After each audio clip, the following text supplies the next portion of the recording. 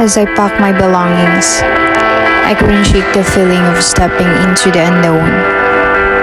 The thought of leaving behind the familiar comforts of the city or the remote corners of the country filled me with both anticipation and apprehension. In the heart of the unknown, where the roads fade into dust and the echoes of civilization grow faint, lies a world waiting to be discovered. As a teacher and was assignated to remote areas far from the bustling cities, where educational resources were scarce and the challenges were abundant. The journey to these remote areas was long and arduous, but with each passing mile, I felt a sense of anticipation growing within me. I was eager to meet the students who would soon become the center of my world.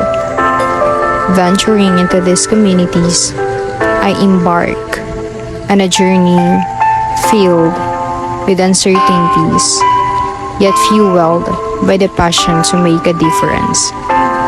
This is where my journey began, a journey that would challenge me, change me, and ultimately define my purpose.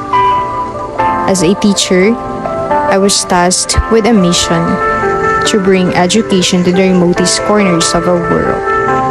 And so, as the sun set on this chapter of my life, I leave behind not just a legacy of learning, but a testament to the boundless potential that lies within us all. Hi ma'am! Mayong hapon ma'am! Ngayong hapon man, ma'am. Bago ka lang na-assign dali? Oo, ma'am. Bago lang yung i-assign sa division. Ano grade ka? Pero yung tutuan mo? Grade 4, ma'am. Ay, tama-tama. Kaya, right sa grade 4 ang ako niya bata. Tutuan mo siya. Ma'am, kaya matutukan din na sila sa top. Okay, gina-expect ko din ako matutuan sa maayo ang ako niya bata.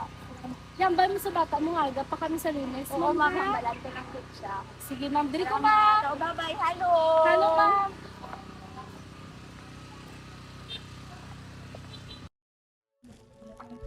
When I finally arrived, I was greeted with warmth and curiosity. The student welcomed me into their community with open arms, and I knew in that moment that I was exactly where I was meant to be.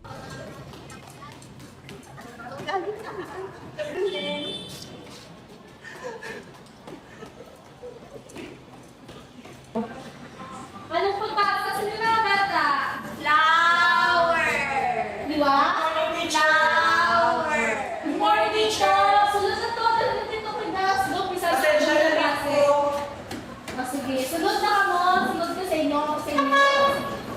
Anong pagbasa sa inyo eh? Future! Fun! Ate. Family! Di ba? Ano to? Family! Number 5. Fantasy! What? Fantasy! O, palapakan natin lahat ng mga kaugalingon sa balik na kabulaan. Baka, mga bata, atin sa mga klase kahit tungkol sa sinunutal panaguri. Kuhaan ninyo ang inyong mga notebook, kahit inyong mga ballpen, kagabi ko ng ating sulat teacher sa blackboard, ha? Opo, teacher! Sige.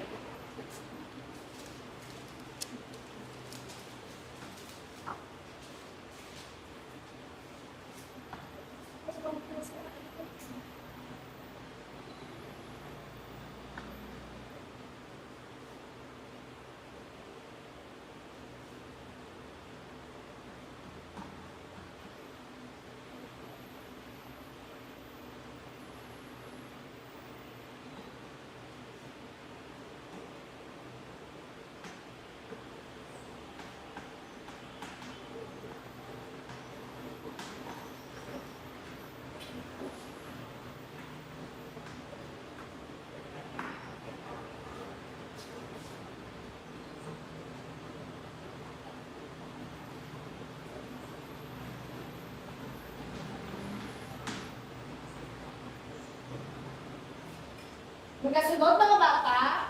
Opo, teacher! Ano doon na po? Si teacher mo?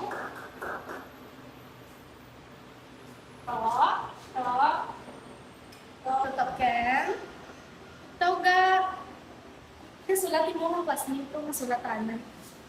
Okay ka lang? Ay, sorry ma'am.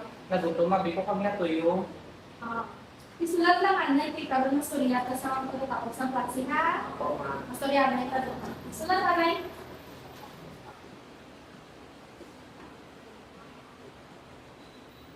Tapos na ka magsulat ng bata? Oo, teacher. Kita juga niya ng inyong ano, pag ballpen, kaon ng tindog. Goodbye, mga bata. Goodbye, teacher. Hindi so ka mo ulit ha, kasi magdanda mo ka ulan. Opo, teacher. Salamat. Salamat. Toto Ken, mga istorya nito kadaling ka.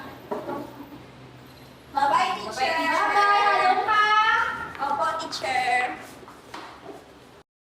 Balancing school with work and the demands of daily life is no easy feat, according to Ken. Especially when your journey to school is fraught with obstacles.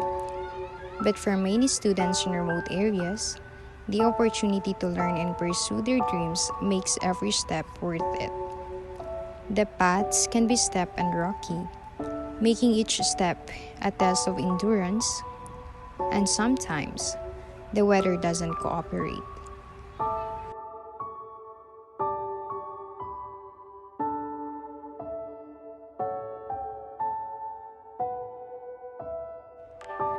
Obstacles like falling trees or swollen rivers that force you to find alternate routes.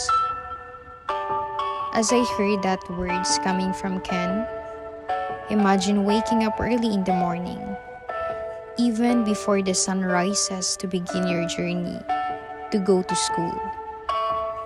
You might have prepared foods and some home chores to do at home before you can even think about starting your trip. For a student like Ken, who is not capable financially, Aga pa si Toto Ken ba? Good morning, teacher. Good morning, Ken. Aga pa kasi mo ba? Nakatulog ka taro? Opo, teacher. Bugid si Toto Ken. Siguro ito ka na yung mga classmate bago ito mag-upisa. Wari na sila oh. Ay na yung mga classmate. Good morning, teacher. Good morning mga bata. So nakapulit ka mag-upisa na sa atin yung classmate. Ipagawas kung notebook ninyo, di kapihan yung sinindi klase na kahapon. Niligog kaya kahapon, kaya basahon natin yung subukan ng klase. Nabasahon na po, basahon kayo mga bata. Sinuno ang mga salita na siyang pinag-uusapan.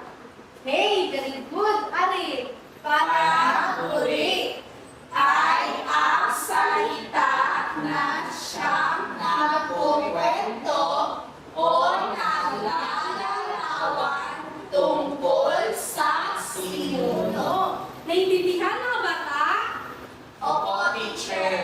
Kaya magtindog ka tanan? May tumaulan na, kaya ka na nato mag-uli. Goodbye mga bata. Goodbye, teacher. Halo-halo ka mo sa pag-uli ha, kaya lahat naman ang ulan. Opo, teacher. Sige, halo-halo ka mo. Itutok yan, daling-daling itutok yan kanyara. Bye-bye, teacher. Halo ka mo.